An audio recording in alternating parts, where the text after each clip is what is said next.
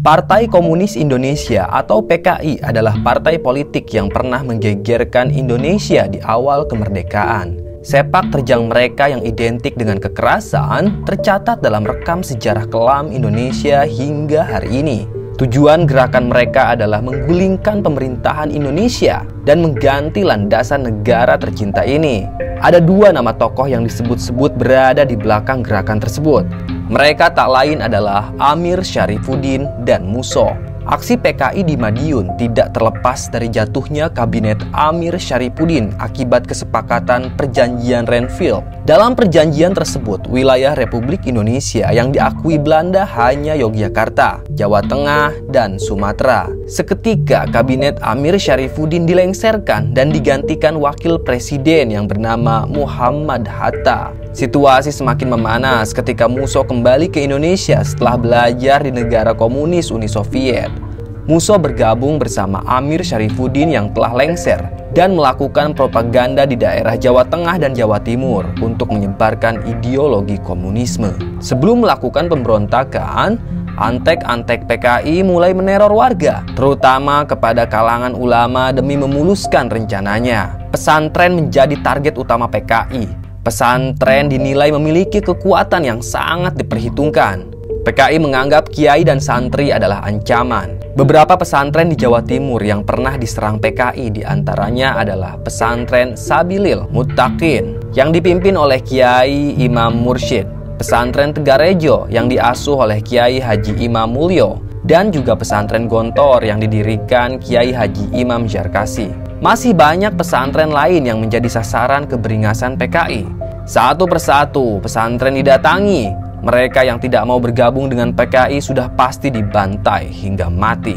Salah satunya pesantren milik Kiai Subro yang berada di sebuah desa terpencil dan asri di wilayah Madiun. Kiai Subro sejatinya sudah mendengar kabar mengerikan tentang pembantaian kiai dan santri yang dilakukan oleh PKI. Para santri senior mulai gelisah dengan keselamatan sang kiai.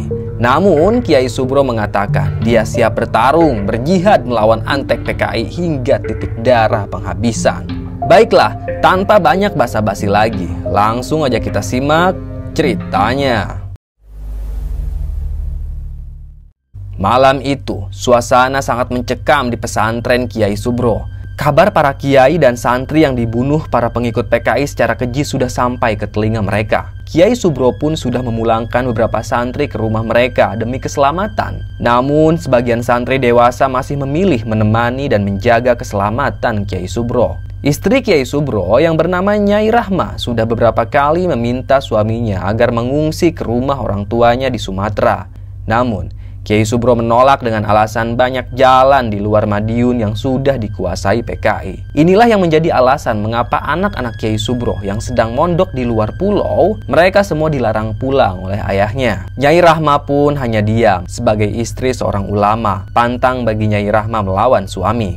Kiai Subro dan Nyai Rahma pun tak lagi berdebat. Mereka sesekali memandangi putri bungsu mereka yang bernama Husna. Saat itu usia Husna baru 5 tahun. Hingga pada suatu hari, terdengar suara gaduh di luar. "Ada penyusup!" teriak salah satu santri. Kiai Subro segera bangkit dari duduknya. Nyai Rahma pun langsung memegangi tangan suaminya. Ia sangat ketakutan kalau yang datang itu adalah PKI. "Tetap di kamar, dan kalau terjadi apa-apa, bawa Husna lari ke hutan," ucap Kiai Subro. Kiai Subro pun keluar dan melihat ada seorang remaja kampung yang sedang dipegangi oleh para santri. Kiai Subro mendekat dan mengamati remaja yang terlihat masih sangat muda. Usianya baru sekitar 17 tahunan. Dia kepergok menuju pondok Kiai. "Kenapa anak ini?" tanya Kiai Subro. "Dia sangat mencurigakan, Kiai. Tadi dia mau masuk ke lingkungan pesantren, dan saat kami pergoki, dia malah lari," ucap salah seorang santri. Kiai Subro memandangi remaja yang bernama Toha itu. Dia melihat Toha membawa bungkusan kain yang berisi barang-barang pribadi miliknya. Hanya ada baju, sarung, kopiah, juga beras di dalamnya. Toha yang ketakutan mengaku kalau dia ingin mondok di pesantren Kiai Subro. Tapi para santri tidak langsung percaya. Pasalnya, gerak-gerik Toha terpantau mencurigakan. Para santri tidak percaya kalau Toha benar-benar mau mondok. Wajar saja para santri curiga, karena saat itu pesantren sedang tidak baik-baik saja. Pesantrennya Ki Subro diincar oleh para PKI. "Jangan percaya Kiai, dia pasti mata-mata PKI," teriak para santri. Tapi Kiai Subro memilih untuk mengikuti hati nuraninya. Dia menerima Toha untuk mondok di pesantren itu. Hari pun berlanjut dan yang dikhawatirkan pun terjadi. Kala itu PKI datang dan meminta Kiai Subro juga para santrinya ikut bergabung dengan barisan PKI. Kiai Subro pun menolak. Dia bahkan mengusir utusan PKI dengan tegas dan berani. Sementara para santri itu sudah bersiaga dengan senjatanya masing-masing. Namun naas, ternyata utusan PKI itu tidak datang sendiri, melainkan ada beberapa orang PKI yang membawa senjata tajam, bahkan senapan. Baru saja Kiai Subro dan para santri hendak mencabut senjata untuk mengusir PKI, dari arah lain muncullah Nyai Rahma dan Husna yang berjalan ketakutan. Rupanya anak dan istri Kiai Subro menjadi sandra. Ada 2 orang bersenjata api di belakang mereka. Keduanya mendorong tubuh Nyai Rahma dan Husna dengan ujung senapan agar berjalan maju menemui Kiai Subro. Tujuannya ya tentu saja agar Kiai Subro bersama santrinya menyerahkan diri dan bergabung dengan PKI. Kiai Subro pun bimbang. Akhirnya dia dan para santri meletakkan parang mereka ke tanah demi keselamatan Nyai Rahma dan juga Husna. Kiai Subro diam-diam memohon keajaiban dari Allah. Dan tak disangka terdengar suara tembakan. Kiai Subro kaget bukan main karena dia menyangka PKI menembak Nyai Rahma dan Husna. Tapi ternyata bukan. Tembakan itu berasal dari arah lain, tepatnya dari arah balik pohon di belakang para PKI. Dari balik pohon itu, Toha, si santri baru, muncul dengan tangan yang masih memegang pistol. Tubuhnya terlihat bergetar, wajahnya sangat ketakutan. Toha rupanya baru pertama kali membunuh orang karena demi menyelamatkan Nyai Rahma dan Husna. "Serbu!" teriak Kiai Subro. Tak lama kemudian, para santri mengambil kembali parang dan golok mereka di tanah dengan cekatan. Mereka lalu membantu Kiai Subro melawan beberapa anggota PKI yang masih tersisa. Terjadilah pertempuran yang dahsyat di pesantren malam itu. Beberapa utusan PKI pun mati bergelimpangan, tapi sebagian berhasil meloloskan diri. Kiai Subro mulai menanyakan dari mana Toha mendapatkan senjata api tersebut. Dan Toha pun bilang bahwa dia berhasil menyelinap saat pesantren dikepung oleh PKI. Toha diam-diam berhasil menusuk leher seorang PKI tanpa diketahui oleh kawanan PKI lainnya. Toha berhasil merampas senjata itu. Lalu ia gunakan senjata itu untuk menyerang PKI. Setelah kejadian tersebut, malam itu juga Kiai Subro bersama keluarga dan para santri segera berkemas. Mereka membawa barang-barang yang penting saja. Mereka akan meninggalkan pesantren dan mengungsi ke tengah hutan. Karena jelas para PKI itu akan datang kembali dan menyerbu pesantren. Kemudian keluarga Kiai Subro dan santrinya dengan berat hati meninggalkan pesantren. Sang Kiai berjalan paling depan, diikuti Nyai Rahma dan Husna di bagian tengah. Santri Kiai Subro yang berjumlah 7 orang itu bersiaga di belakang. Sudah 1 jam mereka berjalan kaki menyusuri hutan yang sepi tanpa penerangan cahaya. Mereka menoleh ke belakang saat terdengar suara banyak orang dari kejauhan. Kiai Subro dan para santri melihat asap merah dan bara kecil terbang ke langit. Suara kayu terbakar juga jelas terdengar di telinga mereka. Rupanya PKI sudah datang kembali dan membakar pesantren Kiai Subro. Nyai Rahma dan Husna pun semakin ketakutan. Mereka pun kembali melanjutkan perjalanan. Tapi sayangnya, pergerakan Kiai Subro ternyata terlihat oleh salah satu anggota PKI yang mengintai dari kejauhan. Pagi-pagi sekali saat rombongan Kiai Subro berwudu untuk melaksanakan sholat subuh di tepi sungai, tiba-tiba saja muncul sekelompok PKI bersenjata. Dari ketinggian, para PKI menembaki Kiai Subro dan santrinya.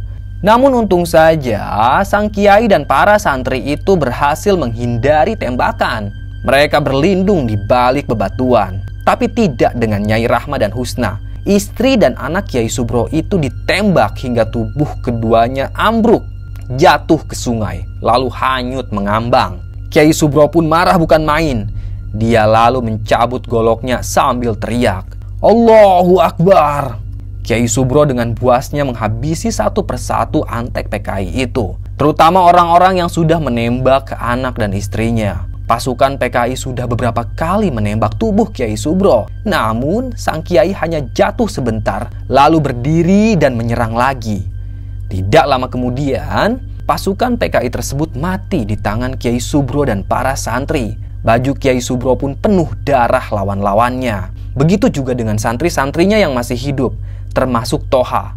"Sudah, yang gugur tinggalkan saja," ucap Kiai Subro. Toha mengambil 2 senapan milik PKI. Para santri yang tersisa hanya 5 orang saja. Mereka pun meninggalkan rekan-rekan mereka yang telah gugur. Tak mau buang-buang waktu, Kiai Subro dan para santrinya bergerak kembali ke hutan. Toha sempat melihat Kiai Subro menoleh ke arah sungai berbatu. Mata Kiai Subro terlihat berkaca-kaca, menahan tangis. Toha yakin Kiai Subro pun sedih bukan main karena keluarganya gugur ditembak PKI. Dan jasad mereka entah hanyut kemana. Hari-hari selanjutnya, Kiai Subro pun mulai merancang strategi perlawanan yang lebih matang. Kali ini dia tidak akan lari dari PKI, tapi dia akan menghabisi PKI semampunya. Kiai Subro pun memerintahkan 5 santrinya membuat beragam jebakan mematikan. Siang malam, mereka bekerja keras memasang jebakan di beberapa titik di tengah hutan. Suatu malam, Toha yang sedang bertugas memantau keadaan dari atas pohon paling tinggi. Ia kaget saat melihat lampu obor di kejauhan. Toha panik karena obor itu tidak hanya terlihat di arah depan dirinya saja, melainkan juga di sekeliling lokasi persembunyian Kiai Subro. Toha pun segera turun dan melapor ke Kiai Subro. Toha mengatakan kalau mereka sekarang dikepung pasukan PKI dari berbagai arah. Jumlah mereka dipastikan jauh lebih banyak dari sebelumnya. Kiai Subro pun menarik napas. Dia lalu meminta maaf karena telah melibatkan para santri. Tapi Toha dan para santri sudah ikhlas dengan apa yang akan terjadi. Demi membela bangsa dan agama, mereka siap berjihad melawan PKI. Kiai Subro terharu melihat ketabahan murid-muridnya. Tak lama kemudian, Kiai Subro meletakkan teko berisi air minum. Ia lalu memimpin doa agar mereka semua diberi ketabahan dan kekuatan oleh Allah Subhanahu wa Ta'ala. Tidak terasa, Kiai Subro terisak dan menangis. Suasana terasa haru. Kiai Subro merasa kebersamaan mereka tidak lama lagi. Sang Kiai pun bangkit dan mulai berteriak, "Takbir!" Teriak Kiai Subro. "Allahu Akbar!" Teriak para santri dengan suara lantang. Kiai Subro kemudian meminta para muridnya untuk meminum air doa. Satu persatu mereka bergantian meminum air tersebut. Tak lama kemudian mereka bangkit dan segera mengambil senjatanya masing-masing. Toha rupanya dipercaya oleh rekannya untuk melindungi Kiai Subro.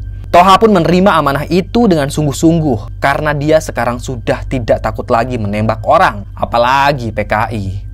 Tak lama kemudian, jebakan-jebakan yang dibuat Kiai Subro satu persatu memakan korban. Pasukan PKI sebagian masuk ke lubang besar yang sudah dipasang bambu runcing. Ada juga yang tertusuk deretan kayu lancip yang mendadak menghantam mereka dari arah depan. Ada pula yang kakinya terjerat tali yang terbuat dari kulit kayu sehingga tubuhnya menggantung di batang pohon. Jebakan-jebakan itu memang berfungsi, tapi pasukan PKI ternyata jauh lebih banyak dari jumlah jebakan yang Kiai Subro buat. Kiai Subro pun sadar senjata jebakan mereka sudah habis. Dia pun langsung keluar dari persembunyian diikuti para santri lainnya. Mereka langsung menyergap para antek PKI yang ada di dekatnya. Satu persatu, para PKI tewas. Beberapa ada yang mati ditembak oleh Toha karena PKI itu mau menyerang Kiai Subro. Tapi rupanya bunyi letusan tembakan membuat lokasi pertempuran terlacak. Tak lama kemudian pasukan PKI datang lagi dengan jumlah yang sangat banyak. Sambil terus mengayunkan goloknya, Kiai Subro meneteskan air mata melihat para santrinya satu persatu gugur. Ada yang dibacok, ada juga yang ditembak PKI demi menjaga Kiai Subro. Hanya Toha yang masih bertahan meski dia sudah berlumuran darah. Dan saat Kiai Subro hendak ditembak, Toha segera maju dan pasang badan agar peluru PKI tidak mengenai gurunya. Bahkan Toha yang kehabisan peluru tetap gagah berdiri di depan Kiai Subro meski puluhan peluru menghujani tubuhnya. Toha sempat berteriak, "Allahu Akbar!" sebelum akhirnya dia roboh di atas tanah. Kiai Subro yang sudah lemah pun akhirnya berhasil diringkus. Ia dipukuli, ditendang, diinjak-injak, tapi dia tetap saja tidak mau ikut dengan PKI. Maka Kiai Subro siap dieksekusi.